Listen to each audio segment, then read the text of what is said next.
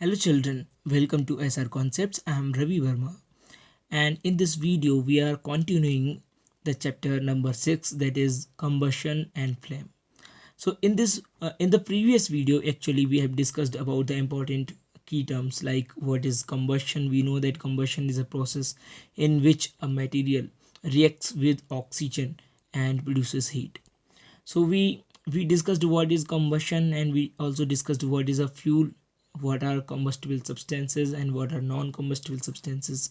We also discussed the concept of ignition temperature. We know that different materials catch fire at different minimum temperatures. They're called ignition temperatures of the material, right? So this is very important for a substance, for a material to reach up to a temperature known as ignition temperature before it starts burning, right? So for anything to start burning, it should be at its ignition temperature or above its ignition temperature. So dear students, in this video we are going to discuss the next topic, that is how do we control fire.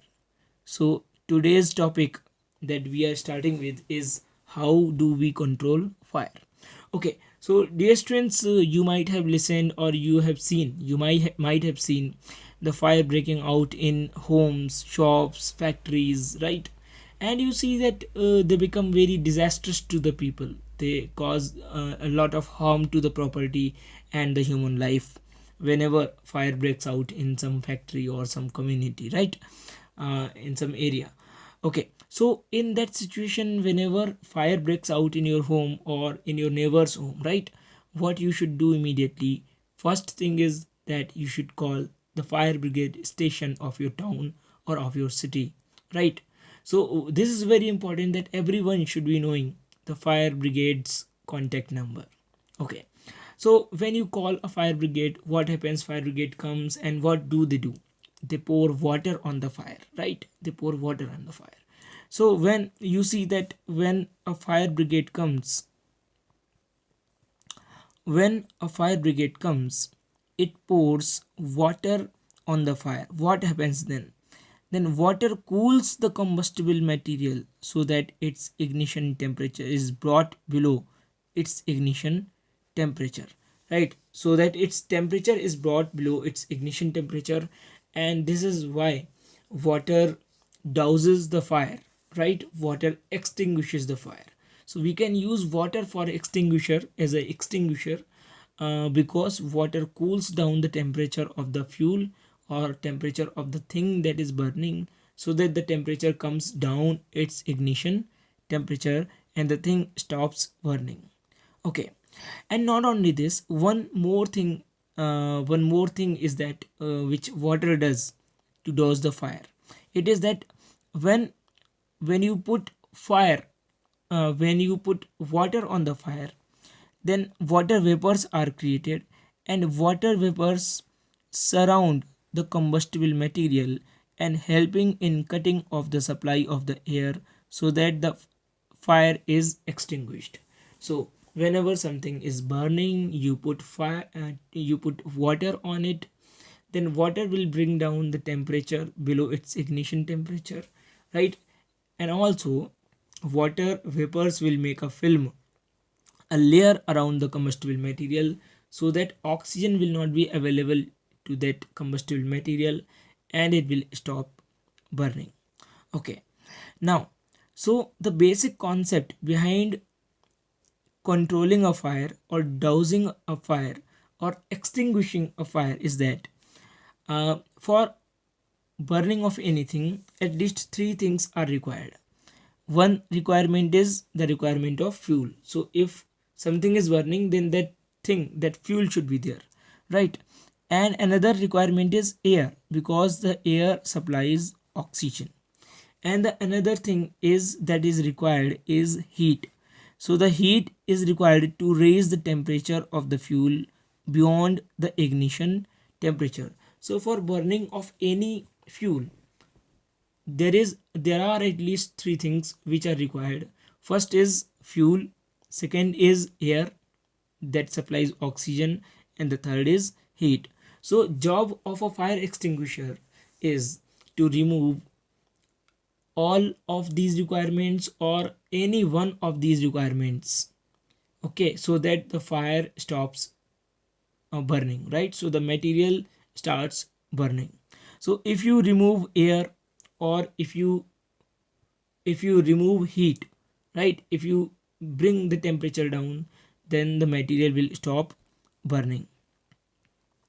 Okay, so one thing is very clear, that if we want to extinguish a fire, we have to cut the supply of air, right? We have to cut the supply of oxygen, and another thing is that we have to bring the temperature down. We have to bring the temperature down or below its ignition temperature. Okay, so so the most common type of fire extinguisher is water. But water, you know why water works as a fire extinguisher? Because it brings the temperature down, and water vapors make a layer around the material to cut off the supply of oxygen. But water works only for the things like wood and paper when they are on fire. But for electrical equipments, water cannot be used to douse the fire of electrical equipments, because if you use water for dousing the fire of electrical equipments, then the person who is trying to douse the fire may be harmed, because he may get shock. So the water is a very good conductor of electricity. Then the situation will worsen more if you use water for extinguishing a fire of electrical equipments. Okay, now another thing is that water is also not suitable for fires involving oil and petrol. Why? Because water is heavier than oil. Water is heavier than oil. So it sinks below the oil, and oil comes at the top. So so whenever you pour water on burning oil, then water will settle down and oil will come up, and now the oil is again in contact with the air, so the oil will keep burning. Okay, so this is why you cannot use water for stopping the fire, right? For stopping the fire of oil and petrol.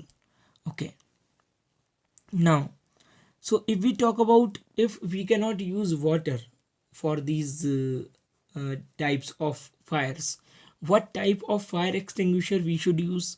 So for fires involving electrical equipments and inflammable materials like petrol, oils, diesel, kerosene, right?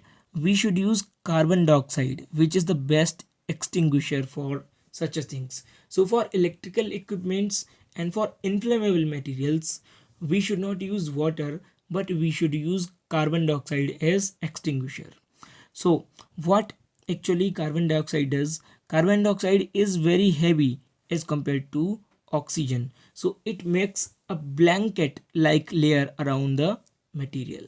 So since the contact between the fuel and the oxygen is cut off, the fire is controlled. So suppose that this is something that is burning, right? And if you use carbon dioxide, then the carbon dioxide will make a layer around it, right? Because it is heavier than air, so oxygen will not be supplied to the material, and in this way the carbon dioxide will dose the fire, right? It will extinguish the fire. So how do we get the supply of carbon dioxide? This is the question. So actually carbon dioxide is stored under high pressure in liquid form in cylinders. So there are cylinders of liquid carbon dioxide, cylinders of liquid carbon dioxide. Okay, so it is exactly the same way as LPG is stored in cylinder. LPG is also stored in liquid form in cylinders.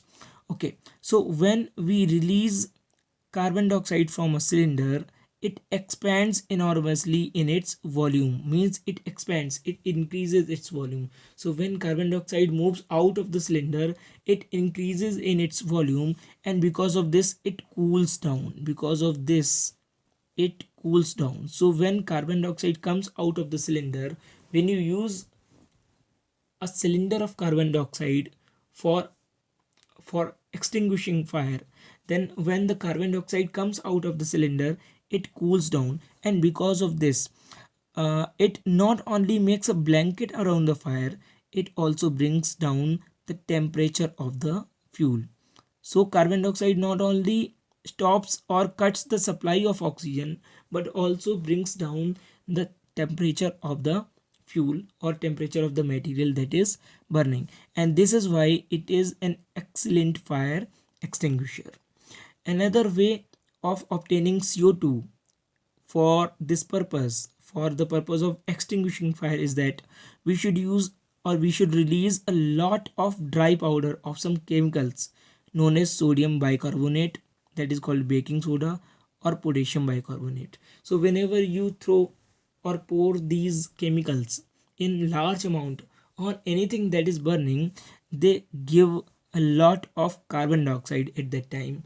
So in place of gaseous carbon dioxide, we can use the chemicals like sodium carbonate and potassium carbonate is a source of carbon dioxide. So dear students, the next topic is now the types of combustion. Okay, so dear students, there is first type of combustion is rapid combustion. You know that certain inflammable substances burn very rapidly. For example, the LPG in your kitchen, right? The LPG in your kitchen burns very rapidly and produces heat and light. Such a combustion is called rapid combustion. Another combustion is that, you know, phosphorus. This is a material that when it comes to room temperature, it normally breaks into fire in presence of air, so it automatically spontaneously starts burning. So a type of combustion in which a material suddenly bursts into fire or bursts into flame without application of any apparent cause, this is called spontaneous combustion. So when something starts burning automatically, spontaneously, without any actual cause, then it is called spontaneous combustion. So dear students, what happens in, in coal mines? In coal mines, there is a lot of coal dust. So during summers, when there is a lot of heat, sometimes these coal mines start burning automatically or spontaneously. This is also called spontaneous combustion of the coal dust. So this has led to many disastrous fires in the coal mines. Okay, you know, for there are spontaneous forest fires also. Means sometimes the leaves, the dry grasses in the forests start burning because of high heat, right? And then they lead to forest fires. Okay, but most of the forest fires are because of careless behavior of human beings. Okay, it is also important that whenever we go to picnic, okay, whenever we go to picnic or we visit some place, and if we are having a campfire, then we should stop the campfire or extinguish the campfire completely before leaving the forests, and in this way we can stop the burning of forest or the fires of forests. Okay, another type of combustion is explosion. We know when a cracker is ignited, a very rapid reaction, a sudden reaction takes place in which large amount of heat, light, and sound is produced. So when you ignite a cracker, suddenly a large amount of heat, light, and a very very strong sound, very intense sound is produced, right? And along with this, a large amount of gas is also formed, right? Such a type of combustion is called explosion. So dear students, this is all for this video. In this video we have discussed uh, how do we extinguish a fire.